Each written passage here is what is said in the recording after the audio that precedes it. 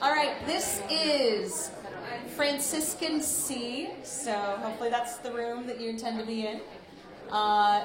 This session is titled Diversity and Inclusion in Computer Science, Why It Matters, and How We Might Accelerate It.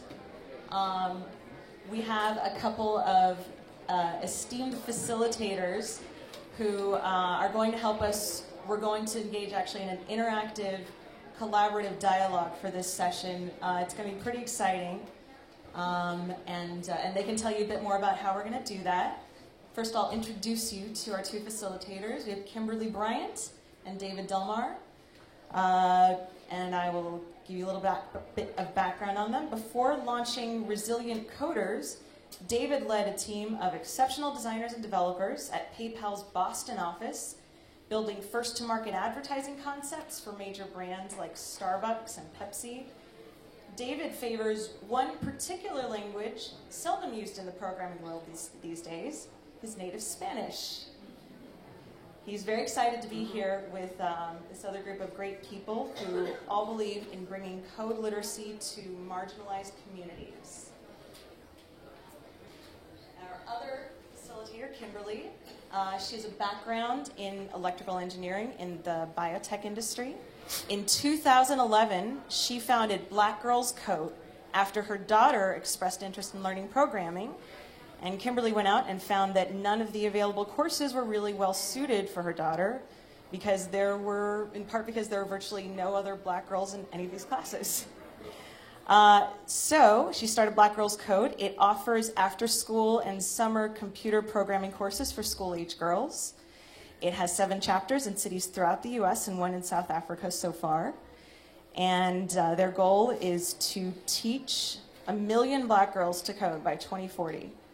Kimberly was also named one of the 25 most influential African Americans in tech by Business Insider in 2013. So Black Girls Code is doing some really exciting work. So please welcome David and Kimberly.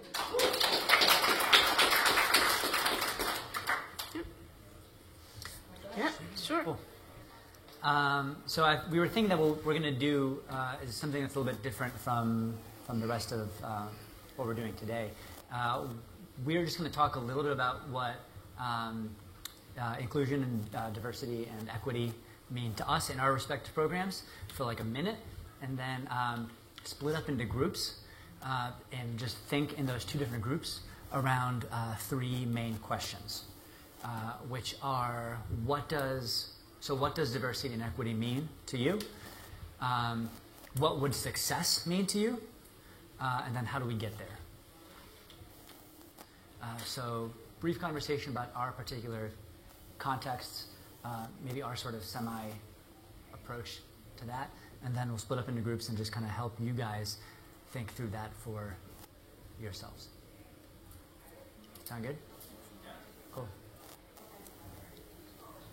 I'm going to kick it off.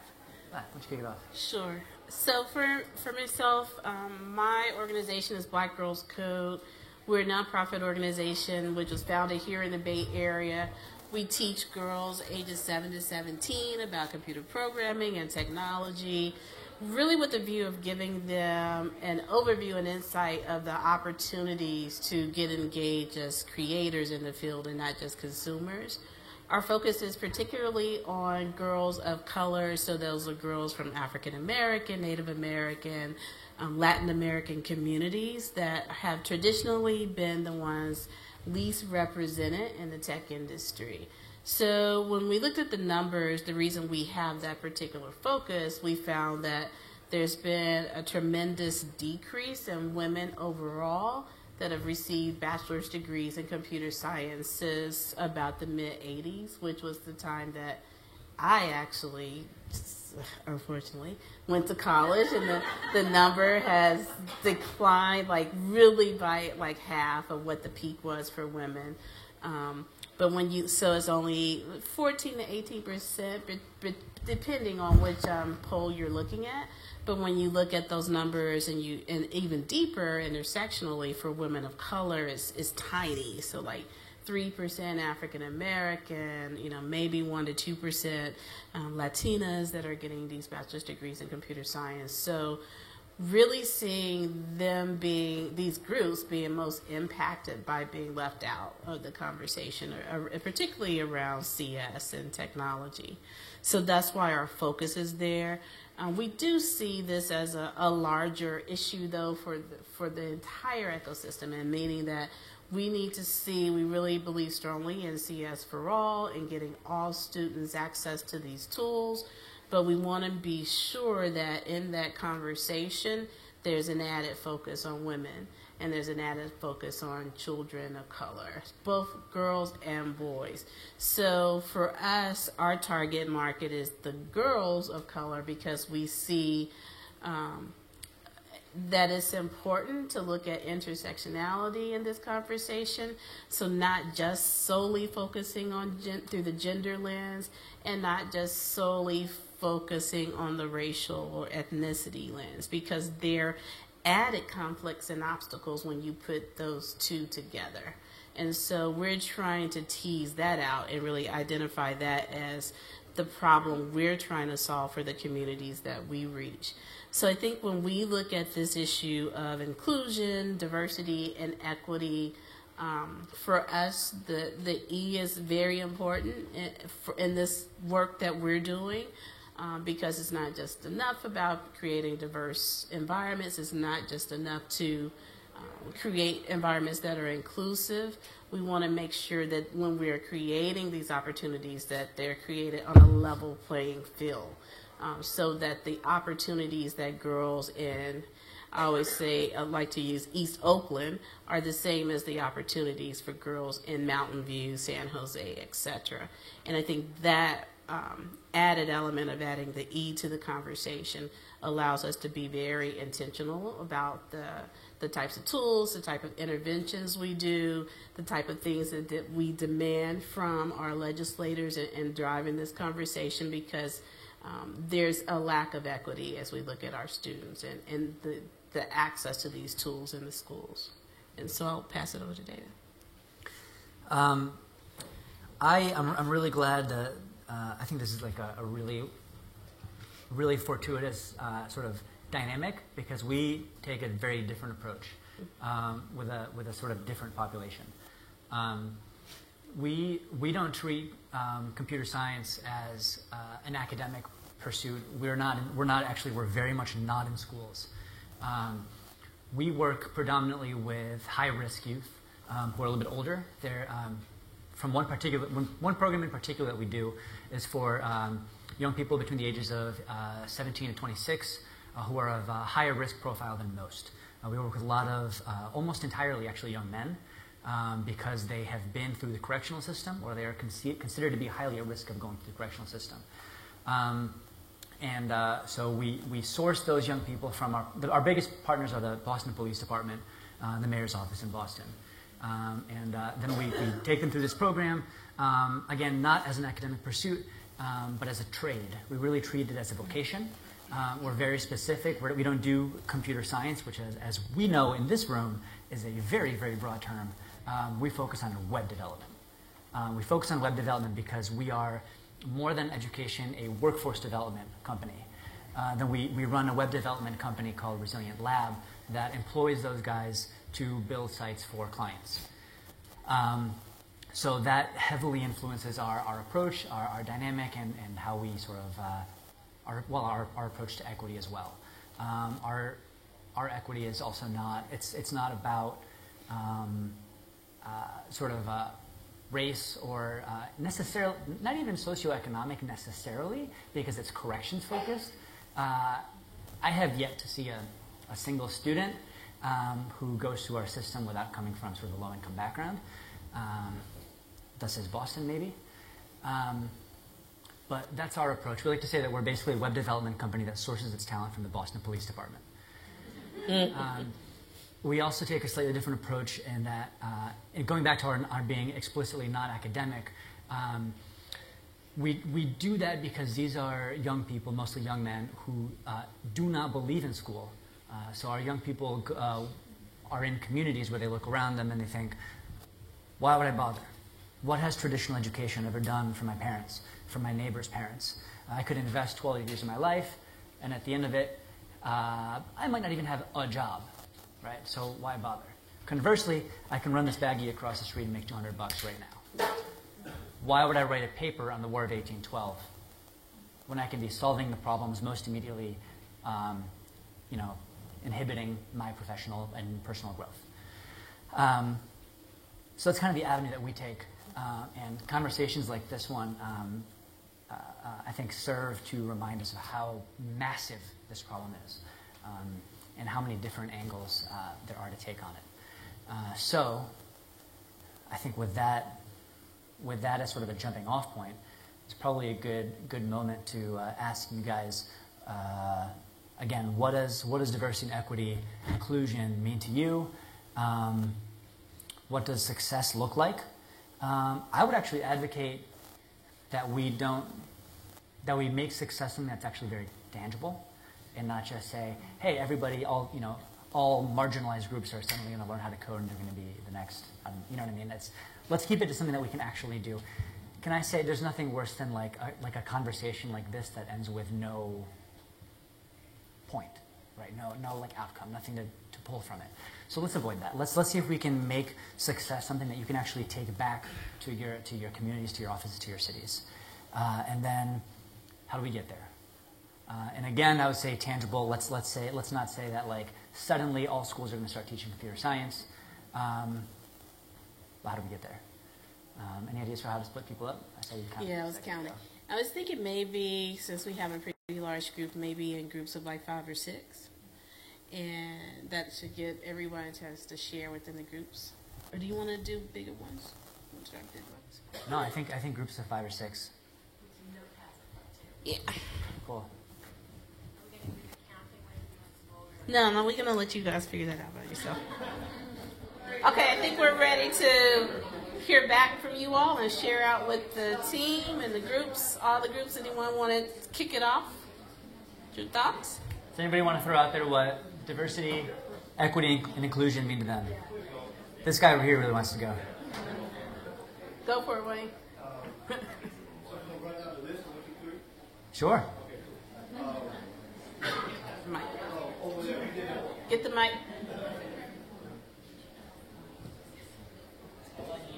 Thank you. Great exercise. One mic. Good jokes. All right, so we took the first 2 questions on that side. What does diversity, equity, inclusion mean to you? Their feedback was removing barriers for everyone. Equity means equity necessarily does not mean equal, but it should be. Safety and empowerment. Reinventing traditional systems. Silicon Valley term, let's disrupt traditional systems. Inclusion of gender, race, and ability for everyone. So that's what we did for number 1. Number 2, what does success look like?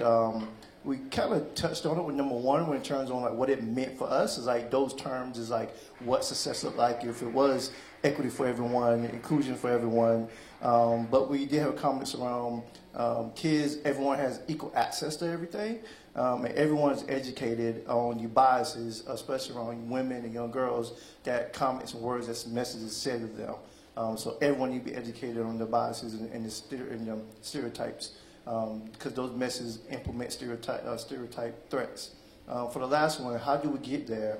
The how suggestion was work on for kids to work on, have inclusive projects to work on from K to college. For example, what is skills to make an app, and therefore when they get to college, they're ready for the workforce and so forth. Companies to change their hiring process and their culture to address the biases, and then use design thinking and empathy when teaching, and a lot of those comments about Stanford D School and so forth, but use design thinking and teaching in terms of addressing diversity and inclusion. And the last comment was, one of the last comments made was, for us, we have to walk the talk. Basically, we have to live that, especially there was a lot of teachers in our group, so we're talking about they have to live it as well versus talking about it. So I'd like to thank our group, and we had a great group, so thank you. Anyone else?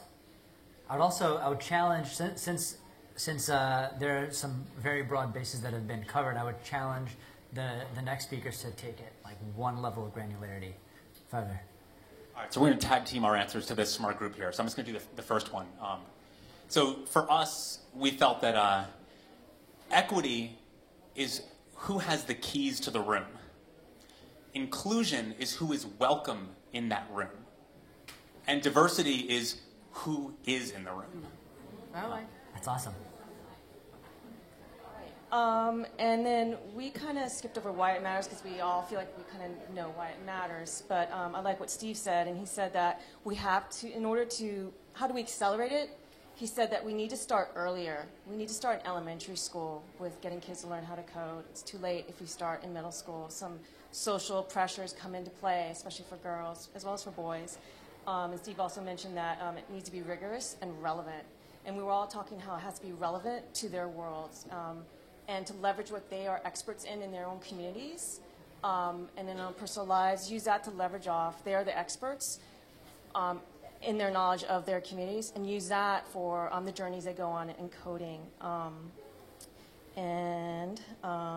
What else do we have here? We need to really support teachers and have continual support within the classroom over longer periods of time. A lot of times in low-income communities, you have a cycling through of teachers every year. You teach a training program from the local college, they get sent to your district, and they cycle through in 1 year, as well as the principals continually rotate out. So having organizations that can support coding in the school.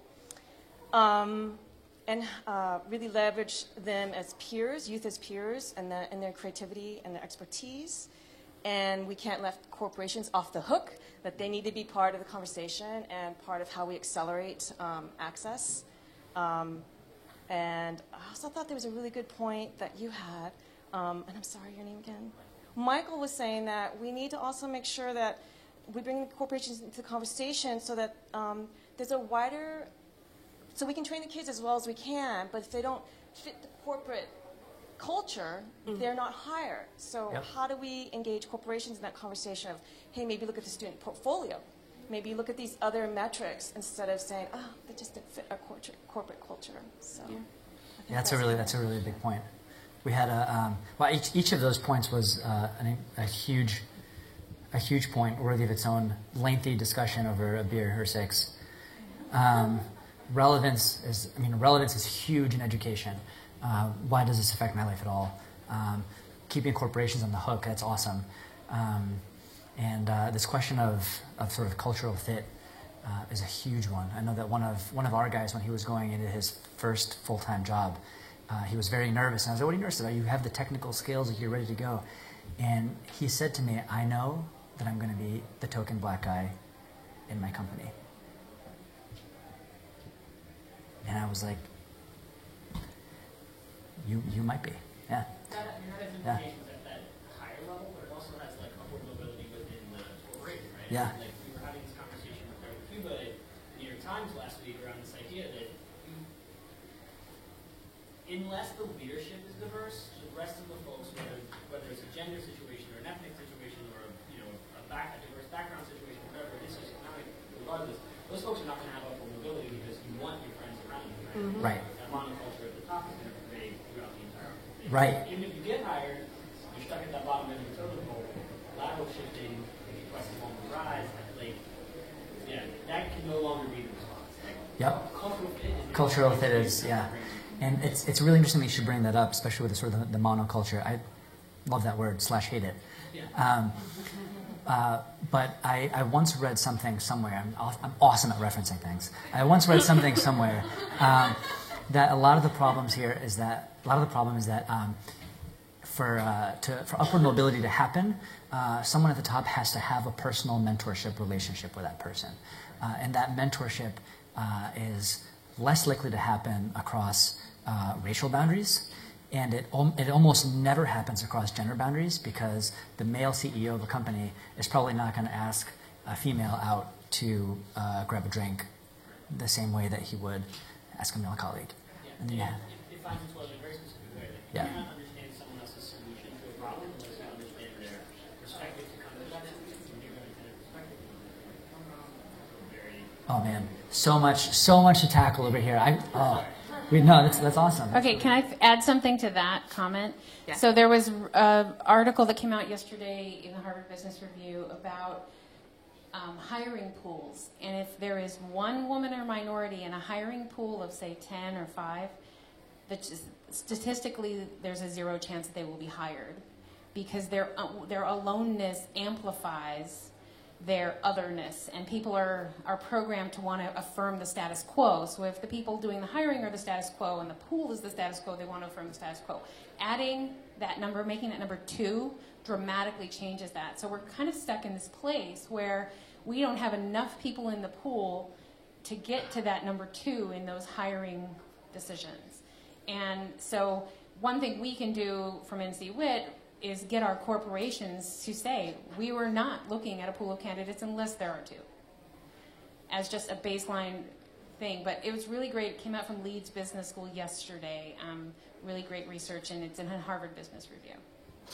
Well, yes, the team at the K4 Center is doing this really interesting thing around removing the unconscious bias from the hiring process by eliminating names, what school you went to, like generally making it about the data that the person can present in some sort of assessment rather than like what their resume says, and that resume doesn't get introduced until they've gotten to like the 5th round of interviews, which is another really interesting way to approach the whole process as well.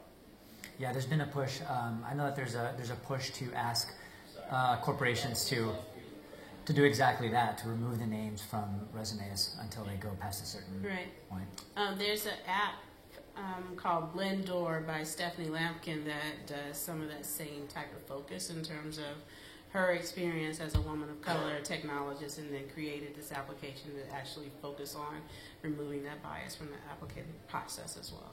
That's awesome. Yeah. Is she in your portfolio? Yes, he's part of their portfolio. Close. Okay,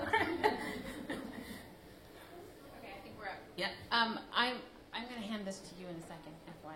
I just want to say one of the things we came up with around what success looks like is when any person from a minority or underrepresented group's personal identity can coexist with a STEM identity, and that those things are compatible. Can you take that maybe one, because that's such a huge point, maybe give it 1 or 2 more sentences? Yeah, so identity research, and we have someone on our staff who will talk your ear off and says the word identity about 1 million times a day. So I'm not the perfect person to talk about this. That would be Dr. Brad McLean. But he's actually found that a lot of STEM outreach programs actually drive kids out of STEM. And because having a STEM identity might be at odds with having identity as a young black man or as a girl or whatever your social construct is. And so you need to be able to bring those 2 things together, and things like Black Girls Code, where you're putting a group of girls that are doing both being black girls and coding into the same experience and having that. And those identities are flexible and they move all the time. And they're informed by the media and they're informed by lots of different things. And so we need to continually remind kids that they can belong through some kind of longitudinal experience, because otherwise the identities form and break over time. It's a big thing. I don't have a PhD in this, but if you want to read about it, there's many videos of Dr. Brad McLean talking about this online. I actually thought that was kind of our main takeaway.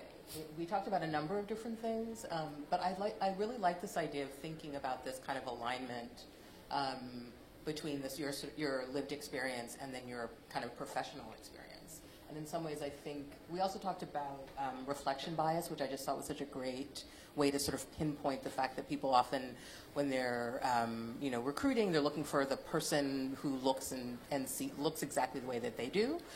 So they'll create profiles. They'll look for people that it goes sort of beyond a little bit the unconscious bias, because it's almost literally looking for and representing themselves. So I thought that was kind of an interesting takeaway. The reflection bias plays out a lot of times in recruitment materials for classes and outreach materials, right? So it's you're creating materials that are really exciting to you, but we already have you. We don't need more of you. Like, Emmanuel is the worst person to make recruitment materials for Bootstrap, right? Because he is not his target market. So I think really thinking about who your target market is and making sure you test your stuff with the actual kids that it's going to resonate with. Because, I mean, I could tell you all day long about what the cybersecurity education groups have done wrong in this space. And, yeah. I think we should, maybe we have like a couple of points from this group. You guys were like one big group over here, right?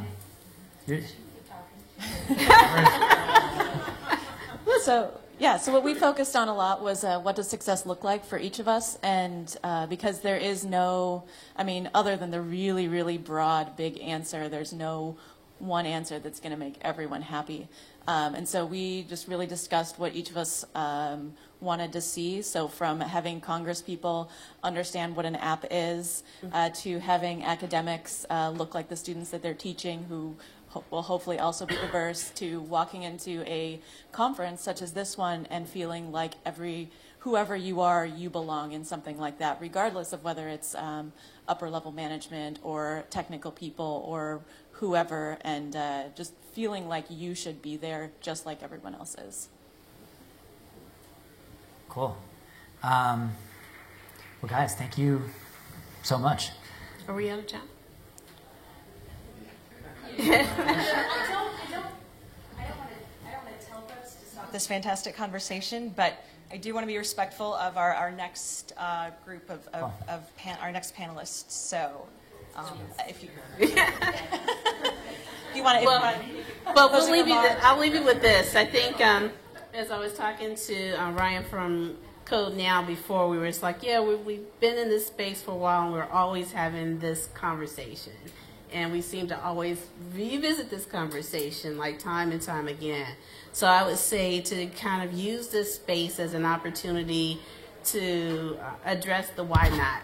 So if these are all the things that we know are the issues, what it means to us, and ways we think that we can actually make a positive impact in the space, let's use this next day and a half or this time with each other as change makers to figure out how do we get past the why not, why we can't make it happen, so that the next time we meet here at Crossroads in a year from now, we're on to the next. So thank you for your time.